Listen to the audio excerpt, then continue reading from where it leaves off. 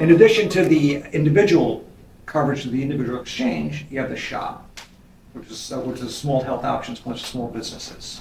Okay, so in addition to individual coverage, if a small business wanted to get their health insurance through the exchange, they're able to do so. What is the definition of a small business? Number of Under employees? 50, under 50 FTE, right?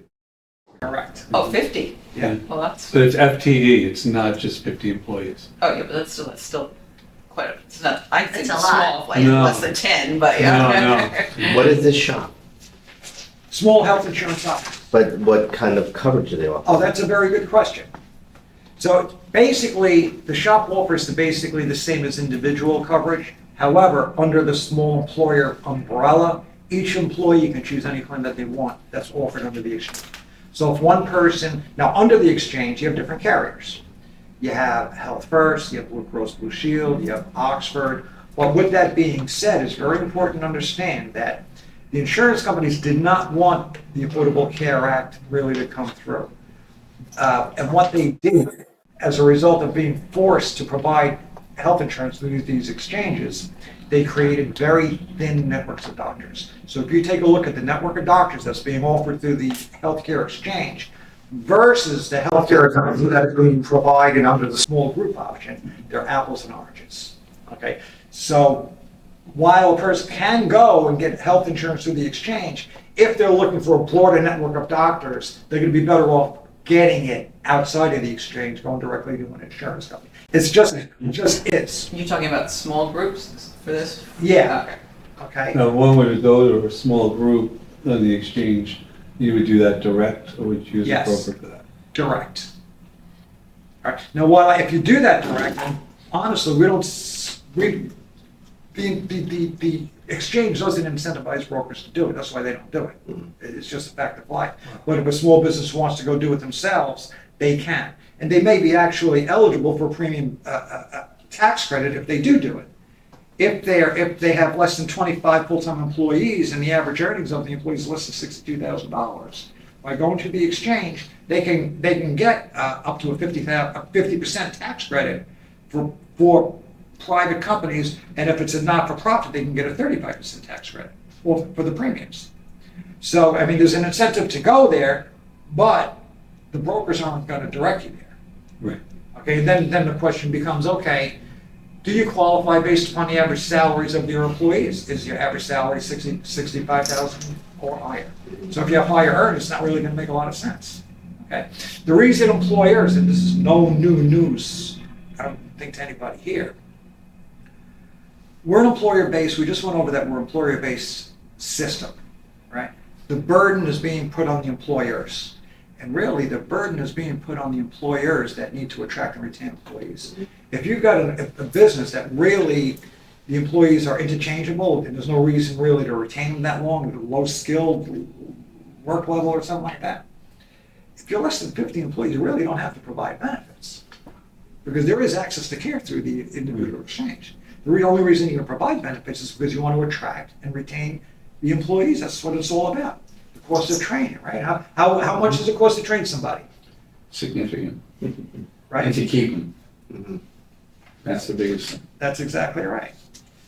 So getting back to the definition of a small group, to your point, in New York, the definition of a small group is from 2 to 100 full-time equivalent employees. 200? No. 2 to 100 in New York. Now, what that also means is this. You used to hear many years ago, probably about 4 or 5 years ago, you used to have husband and wife groups qualify as a small group. A husband and wife group does not qualify as a small group anymore. Personally, and this is my own personal belief, I'm sharing it with you right now, it might not be right, you don't have to agree with it, but I'm of the belief that the insurance CEOs belong to the same country club. And I believe they get together once a year and say, okay, you captured market share, you know what, you do a modest increase, we're going to come in a little bit lower to see if we can capture our market share so everybody can eat at the table. That's what I believe, okay? That's why it's interesting when you take a look at a small group rates from carrier to carrier. There's really not that much of a difference. getting back to the definition of a small group, two to 100 full-time equivalents, right? So what that means is husband and wife plans are a no-go. Because what the insurance companies decided to come up with, in order to be a qualified ERISA plan, you have to at least have one W-2 employee. So now it's not unusual. If you have a family business, okay, maybe the spouse isn't going to be covered as an employee or because you're not going to qualify. So maybe you'll have an adult dependent child put on payroll. Now you're going to qualify as a small group. Okay, but you need that other individual, that non-spouse, to be on the plan, not be over the plan, to be on the plan to qualify for the small group platform. Even if the husband and wife both get a W-2 from the business? Correct. Okay. We need somebody else. Now that goes up to full-time equivalent employees, right? So we know the Affordable Care Act came into being. That's a whole different other, set of requirements that has to do with providing benefits that are deemed affordable to the employees, right? So it gets a little tricky or confusing in New York because we have one definition of a small group going up to 100 full-time equivalent employees. But the federal government says that, listen, if you're a group that has 50 or more full-time equivalent employees, then you have to provide benefits that are deemed affordable to the employees. But you could have 80 employees and not have to provide if a lot of them are part-time. It all comes back to the FTE formula. That's exactly right.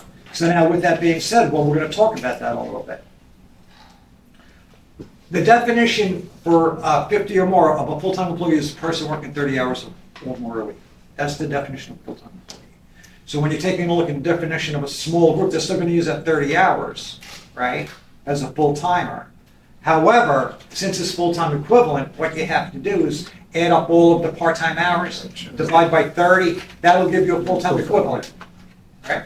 So if you've got, hypothetically, I don't know, just choose a random number, 50 employees working 30 hours a week, Mark, I get 50 full-timers there. And then you add up a bunch of hours, and maybe you have another 100 employees, and you add up all of those hours, and you divide by 30. That might come up to 20 employees or 25. So technically speaking, while you might have over 100 employees total, you might have 150 employees total. You're 70, 75 employees. Exactly, full-time equivalent, which will qualify you for small group rates in New York. But what you have to do is if you're at 50 or more, then you have to provide the benefits that are deemed affordable, which in 2025 means you can't charge the employees not more than 9.02% of the W-2 wages for the cost of care, right? That's what you can't charge. And then the cost of care, that's for a 60% actuarial value plan, basically a bronze plan, a high deductible plan. So with that said, I'm going to give you some examples. When the Affordable Care Act was passed, we had a lot of, I'm going to say, fast food, a lot of low-wage earners, right? Manufacturers, a lot of low-wage earners, right? These guys, the owners, they're saying, Johnny, the Affordable Care Act is going to bankrupt us. They're going to kill us because when we take a look, when we're getting the cost of healthcare is through the roof. But the key here is this. The employer's responsibility is to provide the coverage. Doesn't mean the employees are going to have to take it. They have to provide the coverage. So if they're providing the coverage that meets the 60% actuarial value, which is basically a bronze plan. A small group, you have, or the small group, you have metallic tiers, which again was brought on by the Affordable Care Act. You have bronze, silver, gold, and they brought in platinum. So a bronze plan is going to be the lowest cost plan. It's going to be the cheapest in premium from a premium perspective, but it's going to have the highest out of pocket when you use it, the highest deductible. So a bronze plan might have a $5,000, $6,000, $7,000 deductible. That bronze plan does meet the 60% actuarial value, okay, in the eyes of the IRS as providing affordable coverage. So the 9% only relates to that 60%, I'll call it $5,000 deductible plan. But if you're talking to somebody that's working in fast food, that's making minimum wage, or in manufacturing, that's making minimum wage, and you're going to ask them to pay 9% of their W-2 wage to the cost of care for a $5,000 deductible plan, to this person, that's like having no insurance at all.